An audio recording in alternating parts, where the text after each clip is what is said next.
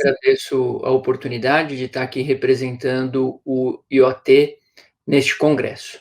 E coube a mim, então, falar sobre residência de ortopedia, a inovação, a educação, o que mudou, principalmente depois da pandemia.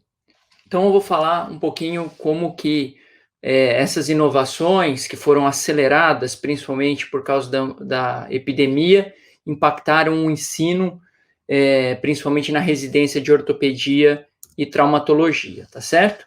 Então, até março de 2020, a gente estava acostumado com cenas como essa, tá certo? Anfiteatros cheios, aulas com todos os residentes, interação entre os residentes, aulas práticas sobre métodos de imobilização, métodos de redução de fraturas, de luxações, workshops com muita gente amontoada umas em cima das outras, fazendo treinos de cirurgia.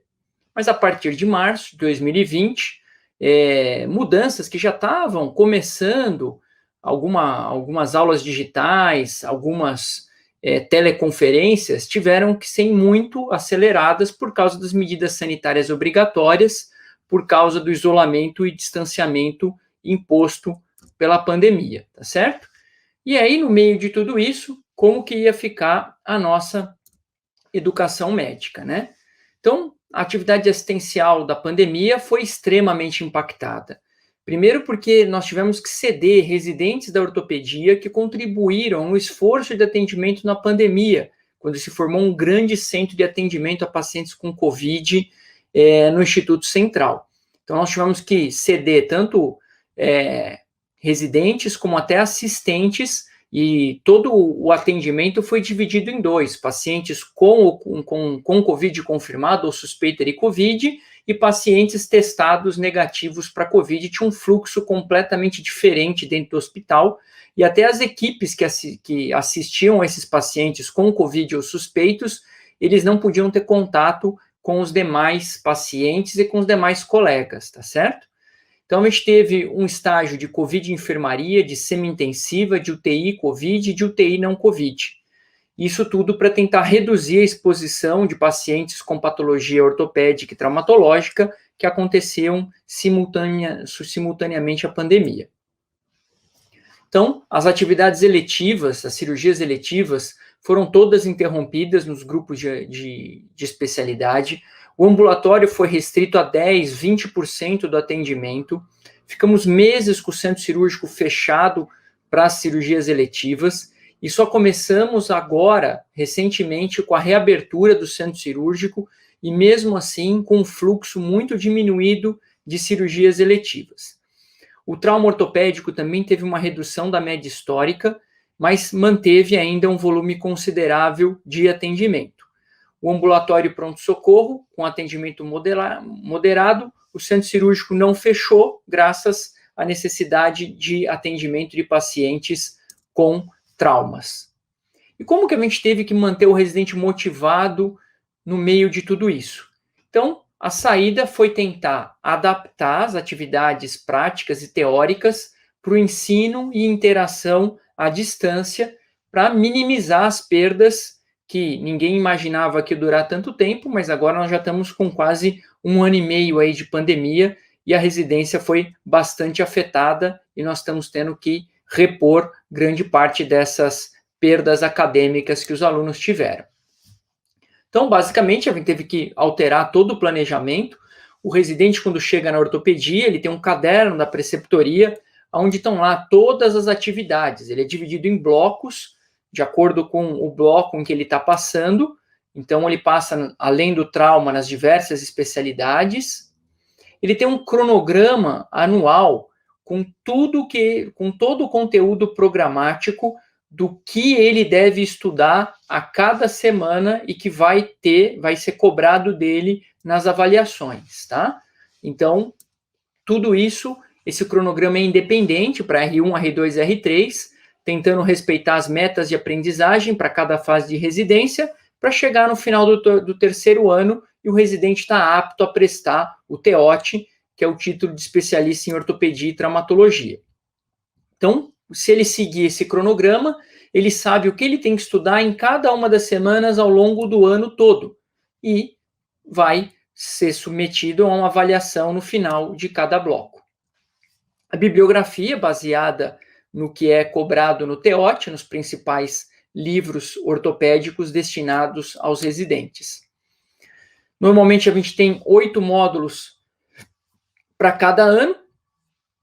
Aqui, basicamente, as divisões que eles passam e as avaliações, que ele tem uma avaliação ao final de cada um dos 8 módulos, uma prova semestral, uma prova anual e 2 provas de revisão. Prova-teste, também tivemos que fazer modificações, mas todos os residentes são submetidos a prova-testes no final de cada bloco, respeitando, obviamente, o conteúdo para cada ano de residência. E nós tivemos, então, que mudar para educação online. Nós iniciamos com atividades síncronas, uma reunião com todos os residentes das 20 às 21, 2 aulas teóricas com assistentes do corpo clínico para todos os residentes a cada semana, ou das 7 às 8, ou das 20 às 21 horas, e um seminário com preceptores para cada ano de residência, das 17 às 18. Tudo isso online e tudo isso síncrono, permitindo, então, ao residente a interação com o professor, com o preceptor e o esclarecimento de dúvidas que ele eventualmente tivesse. As reuniões de preceptoria, inicialmente, a gente tentou manter o contato próximo com os residentes. Aqui em verde, o Rafael Ortiz, que é o chefe da preceptoria, que é o maior responsável por manter toda essa residência agregada, mas então a gente procurava ter o contato próximo com cada residente e tentar dar suporte o máximo possível para que ele mantivesse tantas as suas atividades assistenciais como de ensino. A gente reforçou um programa que nós já estávamos montando, que chama Educação Online. Aí são atividades assíncronas, onde a gente tem a disponibilização de aulas online on demand. Isso é uma plataforma criada dentro do IoT, chamada Aprendendo Ortopedia. Isso pode ser acessado, inclusive, por outros serviços, por residentes de outros serviços. A gente tem assinaturas que podem ser feitas por residentes, eventualmente pelo próprio serviço, para ter esse conteúdo disponível para todos os seus residentes. Então, nesse Aprendendo Ortopedia, também tem vários ciclos, como se fossem os anos da residência, e a gente tem aulas e atividades para cada ano de residência, onde o aluno ele pode ir se monitorando o progresso de conclusão para finalizar cada um desses módulos. Então, esse projeto, Aprendendo Ortopedia, nós aproveitamos até algum tempo ocioso com a diminuição de demanda, principalmente assistencial de ambulatório, e os assistentes, então, foram convocados para gravar e finalizar todo esse módulo do Aprendendo, todos os módulos do Aprendendo a Ortopedia. Então, esse aqui é um exemplo, uma aula dada, ela tem um conteúdo básico, tem uma montagem padrão das aulas. Aqui o Dr. Rafael Garcia, que é um dos preceptores, que gravou essa aula, por exemplo, de planalto tibial. Essas são atividades assíncronas, então, tá? Esse daqui é o conteúdo do nosso programa Aprendendo Ortopedia, com o módulo básico, módulo de membros superiores, módulo de coluna, módulo de trauma pediátrico, módulo de membros inferiores. Então, tudo isso disponível de modo assíncrono e o aluno pode acessar a qualquer momento. Aqui o conteúdo programático mais detalhado. Hoje, depois, com o avanço que nós tivemos nos primeiros meses da pandemia, a gente tem 160 aulas gravadas dentro do Aprendendo Ortopedia. A gente teve que fazer uma flexibilização das atividades presenciais, então as reuniões passaram a ser divididas por grupos, então a gente teve que pegar um anfiteatro em que cabe 100 pessoas e tivemos o respeito às regras determinadas dentro do Hospital das Clínicas. Para cada sala foi determinado quantas pessoas poderiam estar simultaneamente. Então, respeitando o isolamento, o distanciamento e todo mundo com uso de máscara. Só atenção para a parte técnica, a gente viu que não ia ser suficiente. Os residentes estavam muito apreensivos com a perda que eles estavam tendo, principalmente de cirurgias. com treinamento cirúrgico insuficiente, com múltiplas jornadas, com judicialização que estava tendo de casos não urgentes e que tiveram que ser resolvidos muitas vezes, problema de remuneração baixa, incerteza sobre a carreira, o burnout e com um novo normal. Para a gente tentar coordenar toda essa demanda dos residentes, a gente também criou válvulas de escape para esses residentes. Então, dentro desse treinamento, além do treinamento técnico, a gente tenta também a orientação e o treinamento de soft skills desses pacientes. E aqui, então, tem uma participação de todo o corpo clínico do IoT, mas principalmente de um programa que a gente chama de mentoria. Esse programa de mentoria é um assistente voluntário que ele fica responsável por acolher um grupo bem menor de residentes. Então, antes da pandemia, já existia esse programa de mentoria, com reuniões como essas, muitas vezes numa pizzaria, muitas vezes na casa do próprio assistente, para debater atividades extracurriculares e questões que os residentes eventualmente tivessem. Normalmente, o perfil desse mentor é um assistente mais jovem, que tem problema, que vivenciou recentemente os problemas que os residentes estavam passando. Depois, com a pandemia, nós mantivemos e incentivamos a mentoria, mas agora de modo virtual, fora do hospital, e também mantendo o clima leve que tinha essas reuniões antes da pandemia, exatamente para ser uma válvula de escape e uma oportunidade desses residentes tirarem suas dúvidas e dividirem suas apreensões com alguém não muito mais velho que eles. Então, esse é o tema, os temas principalmente abordados na mentoria, como conciliar estudo e trabalho, administração do tempo, as agruras aí do residente, a convivência com colegas, a pressão por desempenho, como melhorar a relação médico-paciente que nós, com essa sociedade em evolução que nós temos, como lidar com pacientes difíceis, os valores institucionais versus os valores pessoais, como planejar a carreira, como escolher o R4 e a sua subespecialidade, vantagem e desvantagem de se comprometer com uma cadeira acadêmica, acrescentamos com a pandemia o novo normal, como fazer para conciliar família, amigos e lazer, dicas para como fazer um consultório particular, credenciamento em convênios, qual o próximo passo depois que termina a residência para que esse residente se insira no mercado de trabalho na melhor forma possível,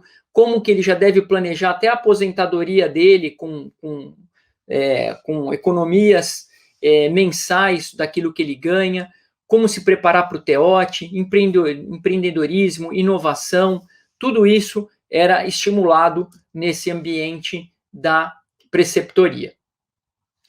Uma coisa que a gente tem que agradecer muito são os preceptores. Então, toda essa engrenagem da residência médica, ela se deve muito às custas de um grupo muito empenhado que a gente chama de preceptoria. Na minha época, o preceptor que ficava 3 anos, ele entrava numa fila para ser contratado como assistente depois. Hoje a gente não tem tanta disponibilidade de vagas, mas continua sendo uma função de preceptor muito valorizada dentro da instituição. Quem é preceptor depois tem mais facilidade de fazer pós-graduação, tem mais facilidade, isso é valorizado em eventuais entrevistas para as provas e para os concursos para se tornarem assistentes. Então, esse grupo de preceptores é fundamental para manter toda essa engrenagem funcionando e, principalmente, pela pouca diferença de idade, eles estão muito mais aptos para lidar com os residentes e valorizar as queixas e problemas deles do que os próprios assistentes. Várias mudanças que tiveram também afetaram os residentes e isso nós estamos vendo que vai ser perene. Então, hoje nós montamos no IAT o atendimento virtual. Isso inicialmente era feito por telefone, o residente ou assistente ligava para o paciente, porque a gente tinha que diminuir em 80% as consultas do ambulatório seguinte. Então, só vinha para o ambulatório aquele que realmente precisava de uma avaliação presencial. Hoje, no IoT, nós montamos uma sala de atendimento virtual de telemedicina e agora, com um ambulatório ainda reduzido, nós estamos fazendo um atendimento virtual desses pacientes, agora com uma ferramenta de vídeo, em que pode-se checar uma ferida, fazer um exame físico virtual desse paciente, e nós estamos elaborando protocolos e questionários para que esses pacientes do atendimento virtual possam ser avaliados. A teleinterconsulta, também outra ferramenta que era muito incipiente e que ganhou muito vulto com essa pandemia. Então, na teleinterconsulta, o que a gente tem é outros serviços que eventualmente carecem de um serviço de coluna, de serviço de mão, de serviço de tumor. Então, médico a médico, ponta a ponta, se discute o caso. E mais recentemente, o que a gente está tentando colocar agora é a telerregulação para urgências e emergências.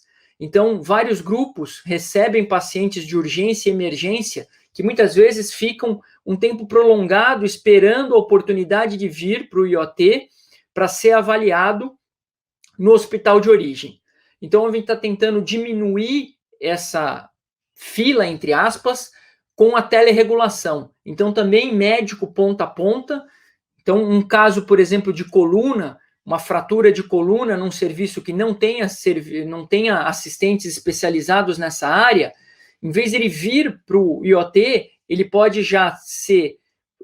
nós temos horários disponíveis em que nós vamos fazer uma telerregulação com o colega de lá, eventualmente se a conduta é conservadora ou se alguma conduta que ele pode tomar lá, ele já vai ter essa conduta tomada e não precisa vir para o pronto-socorro da ortopedia. E isso acelera, então, a vinda dos pacientes que realmente têm uma urgência e emergência naquela área de especialidade. Então, essa é a última foto que a gente teve de todo o corpo clínico. Infelizmente, atrasou, era para ter sido ano passado também, 2020, a nova foto de todos os colegas que atendem no IoT, chefiados pelo professor Tarcísio, professor Olavo, professor Camanho, mas a gente espera que tempos melhores aí venham e a gente possa repetir essa foto todos com saúde.